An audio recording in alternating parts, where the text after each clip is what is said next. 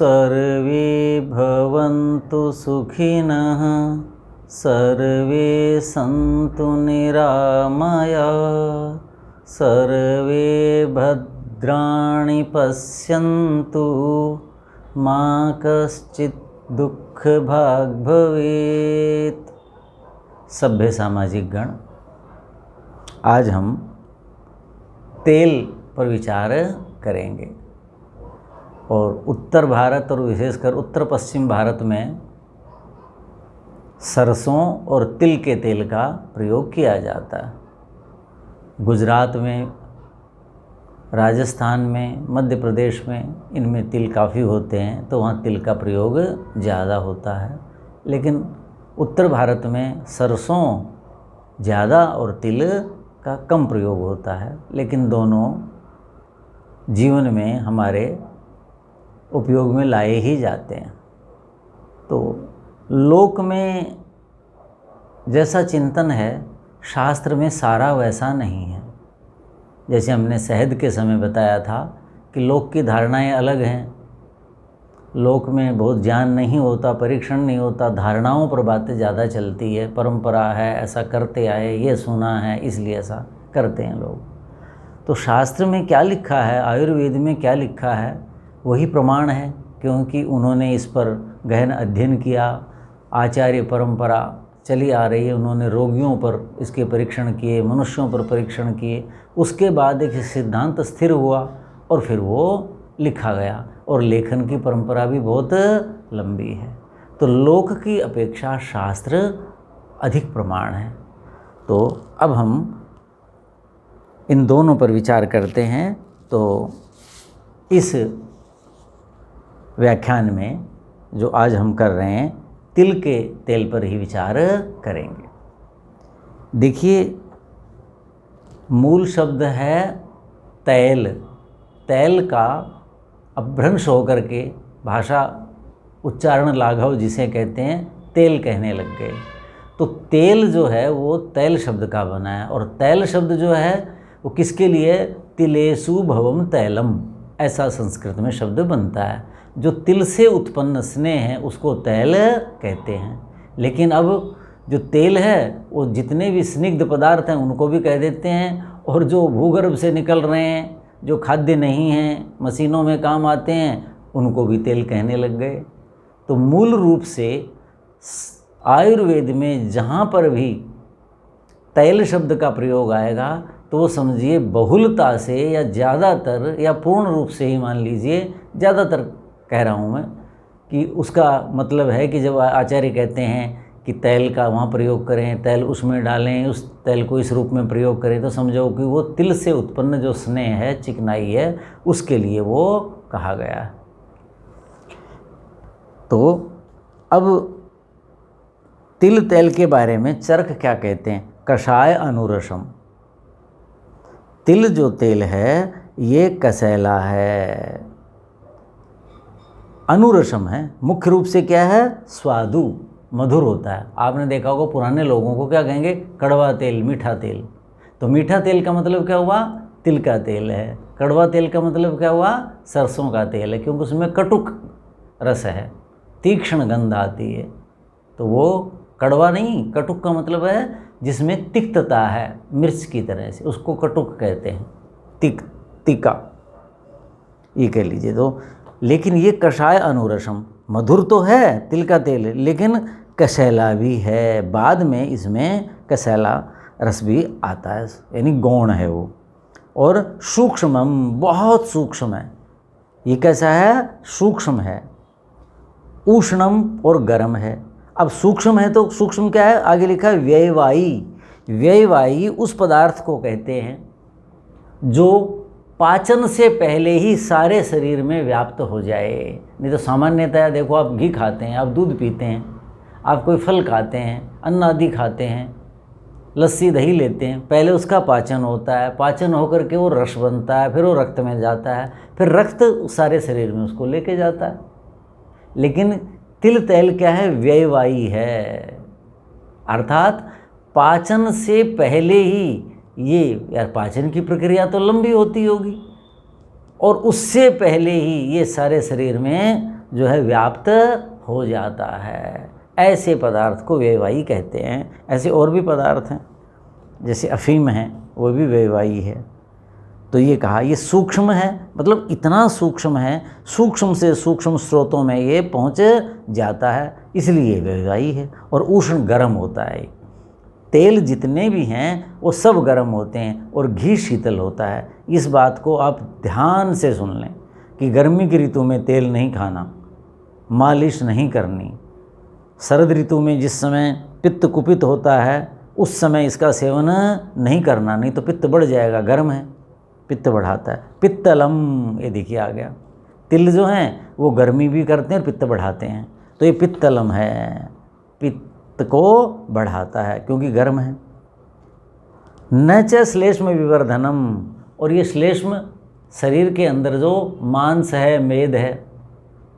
श्लेष्मा का मतलब क्या है? कफ, जिसका परिणाम क्या है? मांस और मेद, चर्बी, वो बढ़ती है। तो कहते उसको ये बढ़ने नहीं देता, उसको ये बढ़ाता नहीं है। स्वादुरस है, स्नेह चिकनाई भी है, लेकिन वो उनको बढ़ाता नहीं है। जैसे घी बढ़ाता है, दूध बढ़ाता है, दही बढ़ाता है, ये नहीं बढ़ाता, ऐसा ये कहते हैं। अब क्या कहते हैं? वातग्नेषु उत्तमम बल्यम, वात को नष्ट करने वाले, वात पित्त कफ तीन हैं, ये सम हो तो ये हमारे लिए धातु हैं, और विषम हो जाएं तो ये हमारे लिए रोग का कारण बनते हैं। तो जैसे अब वर्षा ऋतु आरंभ होगी तो वर्षा ऋतु में वायु कुपित होती है। कुपित का मतलब है वायु की मात्रा शरीर में ज़्यादा हो जाएगी और उसके कारण जोड़ों में दर्द, ये जड़, यहाँ दर्द है, यहाँ दर्द है, बड़ी उम्र के लोग ऐसा तंग हो जाएंगे। इसका मतलब वायु कुपित हो गई, अर्थात विषम हो गई, अधिक हो गई। तो वर्षा ऋतु में तेल के प्रयोग का नियम है। आपने देखा होगा ग्रामीण क्षेत्रों में हम थे तब भी, शहर में भी देखते हैं, जिस दिन वर्षा हो रही है उस दिन लोग चीले बनाते, कहते आज चीले बना लो भाई वर्षा। उनको पता नहीं क्यों ऐसा है, क्यों उनके पहले उन्होंने बचपन में खाए, उनकी माँ बनाती थी, उनकी दादी बनाती थी, नानी बनाती थी, तो खा लो। उसके पीछे क्या उद्देश्य है? चीले किसके होंगे? उसमें गुड़ डलेगा या खांड डलेगी, सामान्यतया गुड़ शक्कर डले। क्यों कि गुड़ शक्कर जो है वो कैसी है? वो गर्म है और वो कफ को बढ़ाते हैं। और इधर जो चीला बनेगा या पकोड़ा भी बनाएंगे या गुलगुले बनाएंगे तो किसके बनाएंगे? तेल के बनाए जाएंगे जिस दिन वर्षा है उस दिन। क्यों? क्योंकि वर्षा वाले दिन शीत होगी, शीत होगी तो त्वचा के छिद्र बंद हो जाएंगे, त्वचा के छिद्र बंद हो जाएंगे तो हमारी जठराग्नि, पेट की अग्नि बढ़ेगी, तो ये गरिष्ठ चीज़ भी खाई जाएगी और इसके साथ तिल खाया जाएगा, गुड़ शक्कर या मीठा खाया जाएगा। ये तीनों चीज़ें क्या करती हैं? वायु का शमन करती हैं। तो वायु के शमन करने वाले जितने भी पदार्थ हैं उन सब में तिल का जो तेल है वो उत्तमम, सबसे उत्तम है। बल्यम, बलकारक है, बताने की बात नहीं। त्वचम, त्वचा के लिए बहुत अच्छा है। जिनकी त्वचा रूक्ष है, जिनकी त्वचा में विकार है, किसी भी प्रकार का खुजली आदि भी होती है और कुछ होता है, उसके लिए ये बहुत उत्तम है। लेकिन इसके बारे में मैं आगे बताऊंगा कि त्वचम जो है वो मालिश यदि करेंगे तो त्वचा के लिए ज़्यादा लाभदायक है, ये कहा। और मेधा अग्निवर्धनम, मेधा, मेधा बुद्धि को बढ़ाता है। अग्नि पेट की अग्नि को भी बढ़ाता है। क्यों? पित्त बढ़ाएगा, गर्म है, पित्त बढ़ेगा तो पेट की अग्नि, जठराग्नि बढ़ेगी तिल के तेल से। तैल संयोग संस्कारात सर्व रोगापहम मतम, कहते हैं कि मतम का मतलब माना गया है, ऐसा चरक कहते हैं। मतलब क्या हुआ कि और आचार्य भी ऐसा कहते हैं कि सब रोगों को नष्ट करता है, अर्थात सब का मतलब बहुत रोगों को नष्ट करता है। कब? संयोग संस्कारात, किसके साथ इसका संयोग करें और किसके साथ इसका संस्कार दें। किसी चीज़ को संस्कारित करना तो वो जब करेंगे, जैसे कितने प्रकार के तेल बनाए जाते हैं आयुर्वेद में, देखो कान के लिए है, नाक के लिए है, सिर के लिए है, फोड़े फुंसियों के लिए है, मालिश के लिए है, जोड़ों के दर्दों के लिए है, कितने प्रकार के तेल होते हैं। तो वो सारे तिल के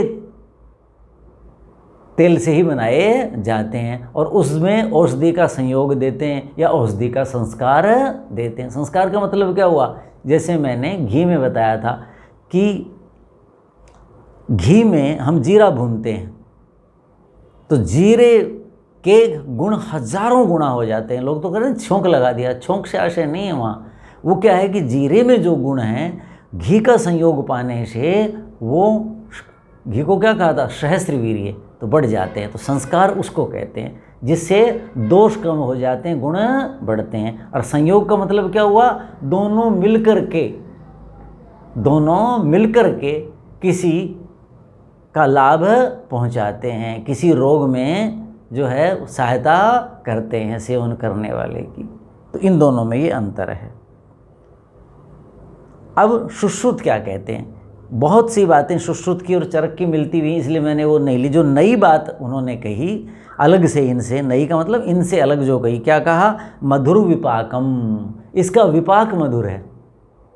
स्वाद में तो मधुर है, बहुत सी चीज़ें ऐसी होती हैं स्वाद में तो मधुर होती हैं, लेकिन विपाक कटुक होता है, विपाक अम्ल होता है उनका।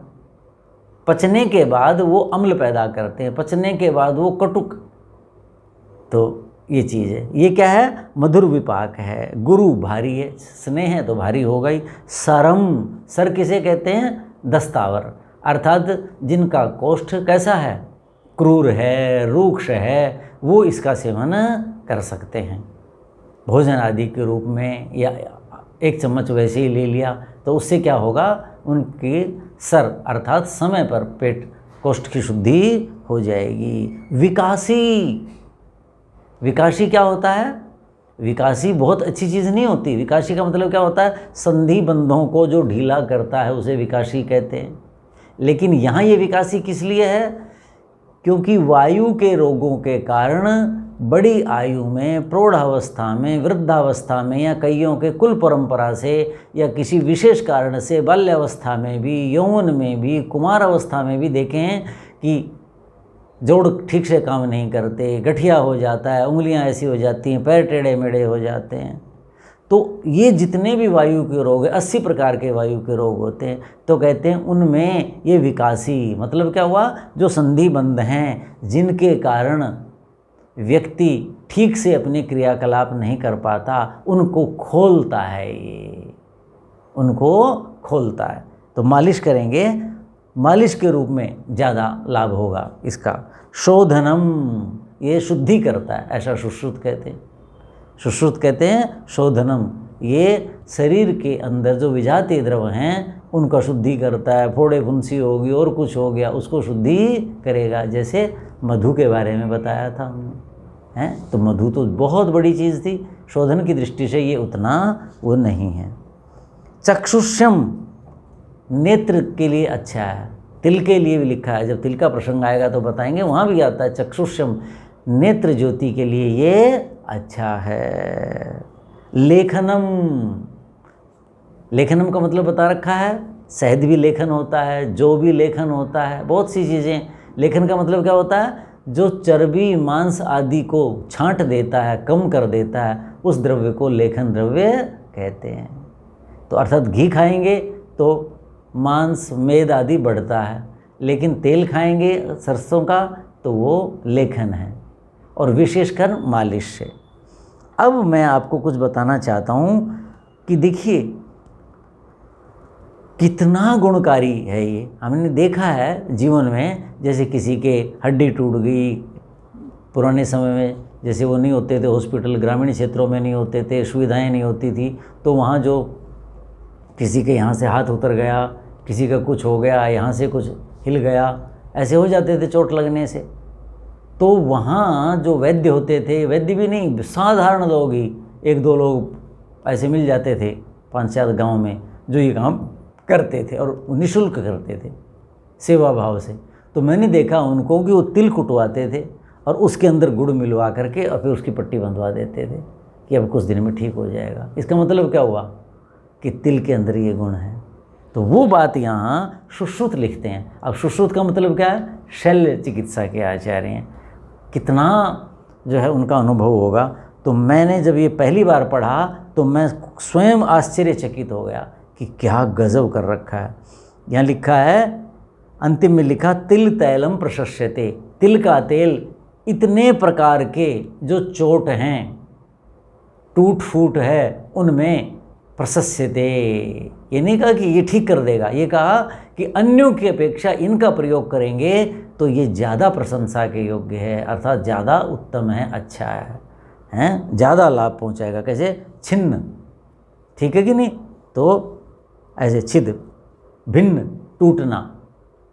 देखिए छिन्न मतलब छिद, काटना, तो छिन्न कटा हुआ, भिन्न भेदन किया हुआ, ऐसे करते हैं।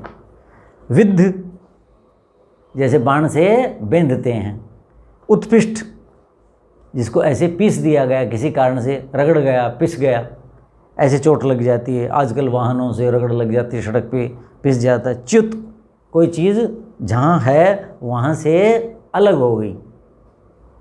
ये मथित, जैसे मंथन हो गया, कोई चीज़ ऐसे ऐसे ऐसे ऐसे, जो शरीर का कोई भाग जैसे मथते हैं ना घी निकालते समय, तो ऐसे शरीर का भाग मथ सा गया, त्वचा, मांस, मेद, हैं, कहीं हड्डी तक भी ऐसा पहुंच जाता है, उसको मथित कहते हैं। क्षत, चोट लग जाती, सीधी सीधी चोट लग गई, ऐसे गुम चोट जिसे क्षत कहते हैं। पिच्चित, पिच्चित का मतलब पिचक गया, कोई चीज़ ऐसे पिचक गई, अरे उसका तो ऐसे पिचक गया, पैर हाथ ऐसे पिचक गया। भग्न, जो टूट गया। स्फुटित, जो फट गया। क्षार, जितने भी ये अम्ल होते हैं, नमक का क्षार है, और ऐसे तेजाब कहते हैं, ऐसा मतलब क्षार ऐसी चीज़ जिसके डलने से शरीर की हानि होती है। अग्निदग्ध, अग्नि से जली हुई जगह। विश्लिष्ट, श्लिष्ट क्या हुआ? चिपका हुआ, जैसे ये कंधा चिपका रहता है, और ये क्या होता है? यहाँ से हिल जाता है, जैसे ये यहाँ से हिल जाता है, थोड़ा अपना स्थान छोड़ देता है, फिर उसको बैठाना पड़ता है। तो विश्लिष्ट का मतलब ये है। दारित, जो फाड़ दिया गया, फट गया है। अभिहत, इधर से भी इधर से भी, अभिमानी चारों तरफ से जिस पे चोट लग गई है। दुर्भग्न, ऐसा भग्न टूट गया कि अरे तो क्या बचेगा, ये तो क्या ठीक होगा, बुरी तरह से जो टूट फूट हो गई है उसमें, ऐसे घावों में। मृग, व्याल, विदष्ट प्रवृत्तिषु, मृग, सांप ना, क्या कहते हैं, शेर, चीता आदि जो हिंस्र प्राणी हैं वो फाड़ लेते हैं। जो जंगल में लोग काम करते हैं, आपने देखा होगा, भालू हमला कर देते हैं। व्याल किसे कहते हैं? सर्प आदि कहते हैं। ऐसे जो प्राणी डस लेते हैं, कहते हैं उनमें तिल तैलम प्रशस्यते। देखिए सुश्रुत कहते हैं इन इन कामों में तिल का जो तेल है वो प्रशस्यते, प्रशंसा के योग्य है। कितनी बड़ी चीज़ है, यानी इतने कार्यों में इसका प्रयोग किया जा सकता है। अब क्या कहा? बताया था कि तेल वायु का शमन करते हैं, घी पित्त का शमन करता है, और मधु शहद कफ का शमन करता है, ऐसा चरक ने लिखा हुआ है। तो ये तेल वायु का शमन करता है, और उनमें भी क्या लिखा था? वातग्नेषु, वात को नष्ट करने वाले जितने भी पदार्थ हैं उनमें तिल तेल सबसे उत्तम है, और तेलों में तो है ही। तो अब यहाँ लिखा है कि देखो, वात शांतये प्रयोज्यम, वात वायु के, ये सुश्रुति कह रहे हैं दोनों बातें। कहते हैं वस्तीषु, किसी की आंतों में विकार हो जाए, पिछले से पिछले साल, नहीं इससे पिछले जो गर्मी गई है, वर्षा गई है, इस ऋतु में मैंने प्रयोग कराए थे करनाल में। कुछ लोगों को जो विश्वास करते हैं उनको क्या होता है कि वायु वर्षा ऋतु में कुपित होती है, और शरीर में वायु का स्थान क्या है? बड़ी आंत है। तो बस्ती किसे कहते हैं? आंतों में जो हम शोधन करते हैं, जो भी क्रिया करवाते हैं जिससे शुद्धि हो जाए, उसको बस्ती क्रिया कहते हैं। तो उसमें केवल जल से सफाई करते हैं, त्रिफले के पानी से सफाई करते हैं, कभी नीम के पानी से सफाई करते हैं, कभी अमलतास के पानी से सफाई करते हैं। और उसके बाद जब आंत खाली हो जाती है, सब कुछ हो जाती है, तो मैं कहता था भाई उसमें लगभग एक 50-100 ग्राम, जो 100 ग्राम तो ज़्यादा हो जाता है, 50 ग्राम तेल आंत में डाल करके और लेट जाओ। तो उसका तरीका मैंने बताया। उससे क्या होगा कि वर्षा ऋतु में वायु कुपित होती है, और वायु का स्थान कौन सा है, जो है बड़ी आंत है। तो बड़ी आंत में तेल यदि रहेगा तो सबसे शक्तिशाली जो होगा उस पर प्रहार कर दो। जैसे कक्षा में हम तो अध्यापक है, सबसे शरारती बच्चे को थोड़ा सा खींच के रख दो, सारे ठीक ठीक मिलेंगे। तो ऐसे ही है। तो वायु के रोगों को दूर करने के लिए तैल बस्ती वर्षा ऋतु में बहुत उत्तम होती है। तो कहा कि वात शांतये, तो बस्ती क्रिया में भी वायु का शमन करना है तो पूरे सारे शरीर का शमन हो जाएगा।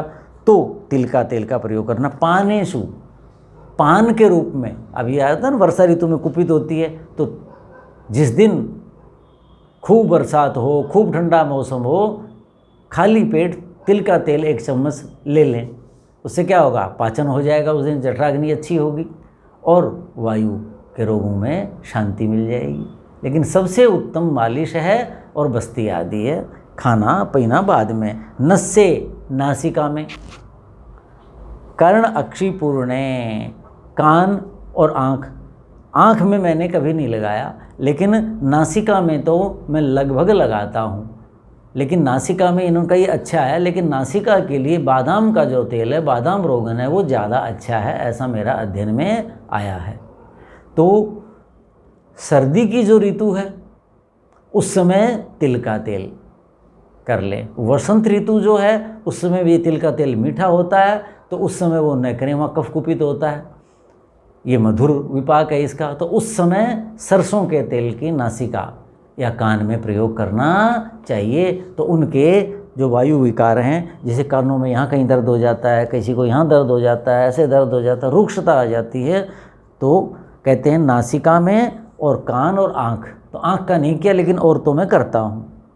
अन्नपान विधौ चापी। अन्नपान क्या होता है, अभी बताया था आपको। अन्नपान क्या होता है, वर्षा ऋतु में चीले बना रहे हैं, गुलगुले बना रहे हैं, कुछ भी बनाते हैं ऐसी तिल की चीज़ें, तो तेल की चीज़ें, और वो खा लेते हैं। तो अन्नपान विधि का मतलब ऐसी ऐसी चीज़ें या कुछ सब्जी आदि ऐसी होती हैं जिनमें तेल का प्रयोग करते हैं, तो वर्षा ऋतु में ये कर लेते हैं। तो अन्नपान विधि में किसका, तिल के तेल का प्रयोग करना चाहिए। और जो लोग गरीब हैं, धन नहीं है, तो सर्दी में जैसे मालपुए बनाते लोग घी में उस ऋतु में, तो तिल के तेल में बना लीजिए। घी और तिल के तेल में बनाएं, सामान्य आदमी उसका भेद ही नहीं कर पाएगा। इतना स्वादु होता है और पोषक भी होता है और गर्म भी होता है।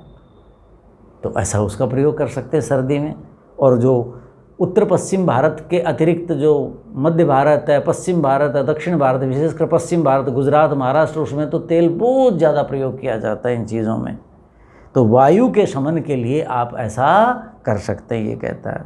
अब भाव मिश्र जो भाव प्रकाश वाले हैं, वो इनसे एक और नई बात कहते हैं। ये सब बातें वहाँ हैं, लेकिन नई क्या कहते हैं, बुद्धिदम। तिल का तेल जो है ये बुद्धि देने वाला है, बुद्धि भी देता है। वहाँ लिखा था ना मेधा अग्निवर्धनम चरक ने, लेकिन ये क्या कहते हैं, बुद्धिदम। मेधा तो कहा है, मैंने देखा है, लिखा है उन्होंने, लेकिन नई बात जो लिखी है बुद्धिदम, बुद्धि देने वाला है। बुद्धि और मेधा, बुद्धि में अंतर है, तो वहाँ मेधा अलग है, मेधा के लिए हितकारी है। यहाँ भाव प्रकाश क्या कहते हैं, मेधा के लिए हितकारी है और बुद्धि को देने वाला है तिल। इसलिए तिल की ना यज्ञ में आहुति देते हैं, आपने देखा होगा। ये मेध पवित्र भी माना जाता है, अच्छा होता है। तो ये कहा। अब जो है भाव मिश्र एक बात और कहते हैं, मैंने पहले कहा था ना जब आया था त्वचम, कि त्वचा के लिए हितकारी है कौन, तिल का तेल। तो मैंने कहा था आगे बात करेंगे। भाव मिश्र इस बात को और स्पष्ट करते हैं, क्योंकि ये बाद के आचार्य हैं, सबसे बाद के आचार्य हैं, तो और ज़्यादा योग्यता अनुभव आ जाता है। तो लिखा त्वचम के सम से चक्षुषम अभ्यंगे। तिल का जो तेल है अभ्यंग, जब शरीर की मालिश करोगे तो त्वचम त्वचा के लिए हितकारी है, केस्यम केसों के लिए हितकारी है, चक्षुषम आँखों के लिए हितकारी है। भोजने अन्यथा, कहते हैं यदि तिल का तेल भोजन में सेवन करोगे तो विपरीत है, अर्थात त्वचा को हानि करेगा, तो केसों के लिए ठीक नहीं है, आँखों के लिए ठीक नहीं है। तो मोटा सा जो सार निकला कि उत्तर पश्चिम भारत जहाँ गाय भैंस आदि खूब होते हैं, घी दूध बहुत होता है, उनको स्नेह के रूप में, खाने के रूप में तो घी का प्रयोग करना चाहिए। और तेल, जो तिल का तेल है, इसका प्रयोग यथासंभव मालिश के लिए करना चाहिए, या कोई विशेष अवसर है, कोई सब्जी विशेष है, वर्षा ऋतु में जैसे चीले आदि बनाते हैं, कुछ ऐसा है, उस समय उसका उपयोग खाने में कर लें, लेकिन खाने से बचें। भाव मिश्र जो है ये बात कह रहे हैं, क्योंकि पित्त जो बढ़ाएगा तो क्या होगा, त्वचा ठीक नहीं होगी, आँखों के लिए भी ठीक नहीं होगा, केसों के लिए भी ठीक नहीं होगा। तो इसलिए कहा कि मालिश करेंगे तो ज़्यादा लाभदायक है, और भोजन में इससे अन्यथा, इससे भिन्न प्रभाव होगा। तो मान्य सज्जनों, तिल तेल पर हम यहीं चर्चा समाप्त करते हैं। अगले व्याख्यान में हम सरसों के तेल पर विचार करेंगे। ओम शांति शांति शांति। ओम।